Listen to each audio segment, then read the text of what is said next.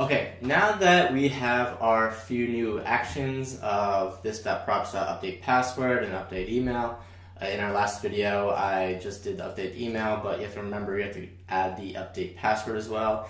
And then you also have to change the type.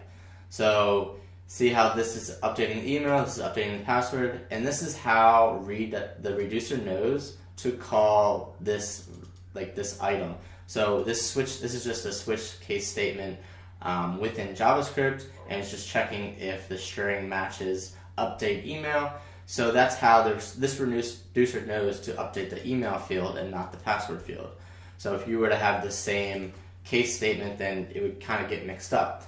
And so what I like to use while making sure that your actions are correctly calling the right reducers and updating everything correctly, I like to use a logger. So there's one more thing that we're going to install, another piece of middleware. So before we use thunk middleware to be able to call these dispatch functions, just like this.props.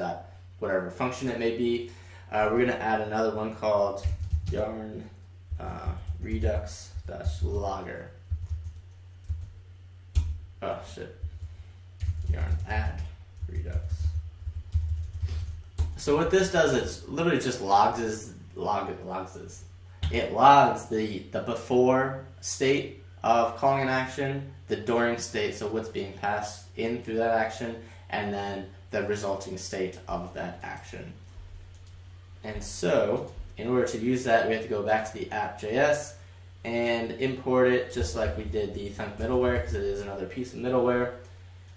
And then you just did logger, redux logger, and then just pass it in as middleware.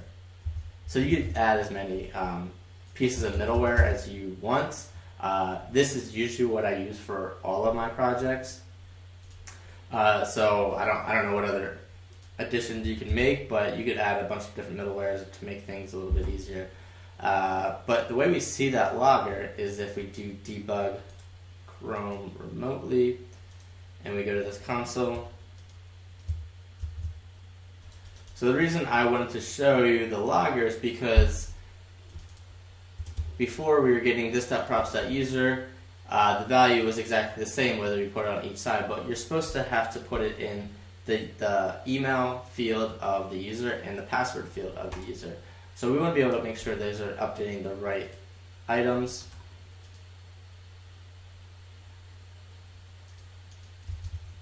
So there we go. So you can see it's every single keystroke, we get a new state. So you can see we're passing in, this is the previous state, TESCO, and then the payload adds an I to it, and then it updates the email field of the user. So that works perfectly. And then let's do make sure password here. So it's calling update password, the type, the previous user, and then the resulting state, which is working perfectly. Awesome. And so you can see that it's updating the state correctly. Honestly, I'm not exactly sure why this is working with just this.props.user. I feel like that's magic, because it's supposed to be this.props.user.password and .email.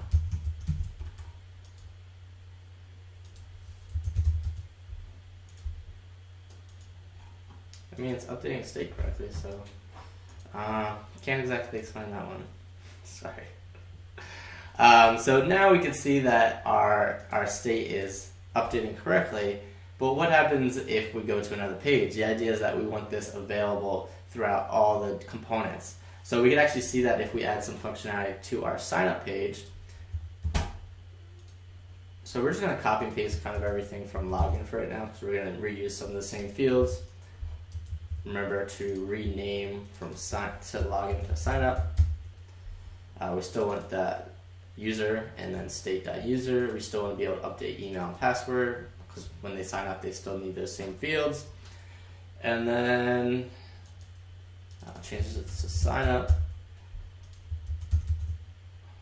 So now we have two pages, login and sign up. But how do we get to the sign up page? So now we're going to leverage React navigation. So we go back to this page and we're going to do button on press equals this dot props dot navigation dot navigate, and then this is where we put in the name of the route we want to go to. So for sign up, we have to go to the auth navigator, and the login screen is called login, and this is the item that we want to call, so sign up. The screen might be called something else, so if we do sign up screen, I know sometimes it's a little confusing if you name it the same way.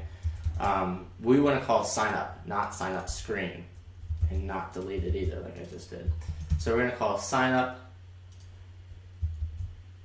and we're going to do the ES7 syntax for a function, and then we have to also import it from React Native. Oh yeah, and we have to add a title. Sign up. So the title is required for this button function as a prop. What else did we miss? Oh, we didn't end it. I lost two mistakes. So we have our button with the title of sign up with an onPress function of this.props.navigation.navigate. And let's reload. Hey, look at that. So now, see that transition we have, and we have this back button that is there because of React navigation. So we're going to eventually customize this because I don't want the default weird shade of blue back button. And we're going to put icons up there as well, just as we did in the tab navigator. But to show that this Redux is working,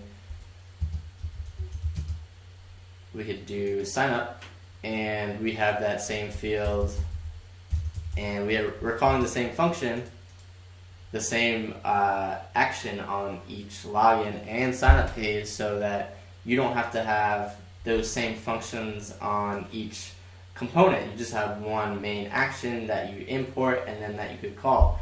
And so this is pretty cool in that